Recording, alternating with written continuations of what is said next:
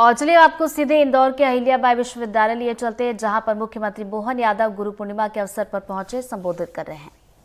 इस देश के नहीं थे और एक तरह से आतंकवादी मान लो।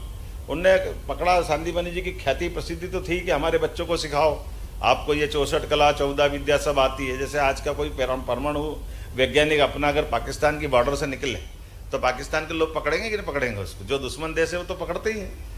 विद्वान को हर एक को उनका अपना ढंग से उपयोग करना चाहता है, लेकिन सांदीपनि जी डरे नहीं, धमके भी नहीं, वो अन्याय अत्याचार जो करना सब कर लिया। उन्होंने कहा हमारे बच्चों को उन्होंने कहा मैं केवल राष्ट्रवादी अपने देश के बच्चों के लिए शिक्षा दे सकता हूँ, तुम हमारे देश के नहीं हो। मैं विदेशी बच्चों को और खास करके जो हथियारबंद गिरोह की तरह आतंकवादी की तरह उनको तो मैं दूंगा ही नहीं। तो अब जैसा होता है कि आतंकवादी आज भी कोई पकड़ बनाते हैं, अपहरण करते, तो अपहरण उनके बच्चे का कर लिया, उनको मारा पीटा, उनको रवाना कर दिया।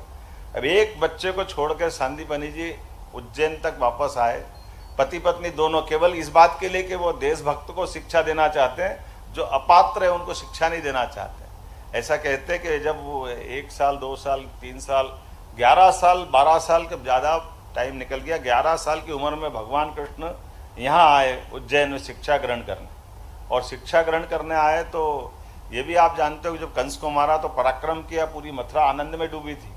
लेकिन कंस का ससुर जरासंध था और जरासंध और शक्तिशाली था, और जैसे उसको लगा कि मेरे दामाद को मार दिया, किसने मार दिया, उसने सेना रवाना की और इधर उज्जैन भगवान कृष्ण में शिक्षा ग्रहण करने आए।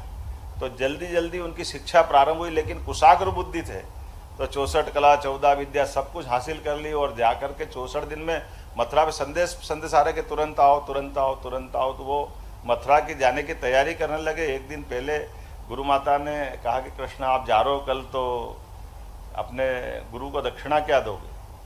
कृष्ण भगवान ने कहा कि माँ आप जो चाहोगे, क्योंकि ये मान के चलो गुरुकुल तो परंपरा ये थी, पिता पुत्र की तरह अपने गुरु माता गुरु अपने बच्चों को रखते थे, ऐसे विद्यार्थी को रखते थे। तो उन्होंने कहा कि आप बताओ क्या चाहिए? तो बोले, अगर वो रोते, उनने कहा कि हम एक कष्ट से गुजर रहे हैं, ये हमने किसी से नहीं बोला, लेकिन हमको लगा कि तुम सर्वथा योग्य हो, अगर दे सकते हो गुरुदक्षिणा में तो तुम्हारा जैसा तुम्हारा भाई है, मेरा पुत्र है जो वर्तमान में प्रभास पाटन में है, वो लौटा लाओ। कृष्ण भगवान ने कहा ठीक है, मैं मथुरा बाद में जाऊँगा, भले ही जो होना हो जाए। और ऐसा मान के चलते हैं उस समय कृष्ण भगवान ने संकल्प किया। लेकिन जैसे ही सांदीपनि जी को मालूम पड़ा कि ऐसा ऐसा रहस्य उद्घाटन हो गया, तो उनने कहा, अपनी पत्नी पे नाराज हुए कि मेरे निजी जीवन के कष्ट से मेरे गुरुकुल के विद्यार्थी को सम्मिलित करना ये पाप है, मैं इसको पसंद नहीं करता। और उनने नाराज़ी व्यक्त की, बहुत नाराज़ हुए। लेकिन कृष्ण भगवान भी जिद्दी थे, उन्होंने कहा नहीं गुरुजी, मैं ये आपकी बात अपनी जगह है, लेकिन अगर आपके जीवन में कष्ट है और एक आतंकवादी टाइप का कोई गिरोह है तो उसको ख़त्म करना ये तो देशभक्ति है, आप क्यों मन पे ले रहे हो? इतना समझाने के बाद जब ऐसा कहते हैं कि उन्होंने कहा कि मैं जाके उससे लड़ना चाहता हूँ तो कोई हथियार दे दो। तो न हथियार मेरे पास कहाँ है, ये परशुराम जी है, जाना पाओ पहाड़ी पे, उनके पास हथियार बहुत रहते हैं, वहाँ चले जाओ। हम सब जानते परशुराम जी को हथियार की कोई कमी थोड़ी होती। और ऐसा बोलते हैं कि परशुराम जी के पास इंदौर के पास का संबंध उज्जैन से भी जुड़ता है। और परशुराम जी के पास आए, उनसे उनने कहा कि जो योग बल से शस्त्र धारण कर सकता वो सुदर्शन चक्र, कृष्ण भगवान से कहा कि श्री कृष्ण आप ही कर सकते हो।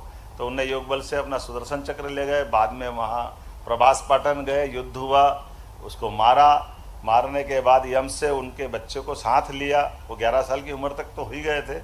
वहाँ राजा रेवत को राज्य दिलवाया। दूसरे देखो, ये 11 साल की उम्र में ही 2 पराक्रम किए, एक इधर कंस को कुर्सी दिलवाई, इधर भगवान कृष्ण ने राजा रेवत को कुर्सी दिलवाई, वहाँ का राज्य दिया। और रेवती से भगवान बलराम का विवाह करवाते हैं, अपनी भाभी भी साथ में लेके आए। फिर राजा खुश हुआ तो पांचजन्य शंख दिया, तो पांचजन्य शंख और सुदर्शन चक्र भगवान के जीवन के जो जीवन काल तक उनको 2 अमूल्य धरोहर रहे। उज्जैन आते हैं और बाद में वो अपनी गुरु दक्षिणा देते हैं। हमारे लिए काम की बात क्या है कि एक गुरु अपने खुद के निजी जीवन के सर्वाधिक कष्टपूर्ण क्षण को भी भूल करके शिक्षा का दान कर रहा है, ये कितनी बड़ी बात है। ये गुरु पूर्णिमा को सार्थक है।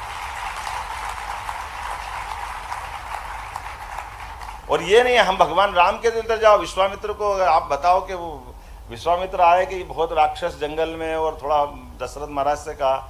अब दशरथ जी ने जो स्वाभाविक था कि मेरे बड़े लाड़ प्यार के बच्चे, ये कहा किससे निपट लेंगे, मेरी सेना ले जाओ, ये ले जाओ, वो ले जाओ। अब ये तो हम सबके सामने रामायण का प्रसंग है, लेकिन गुरु ने अपनी प्रतिभा के बलबूते पर केवल भगवान राम और लक्ष्मण को पसंद किया।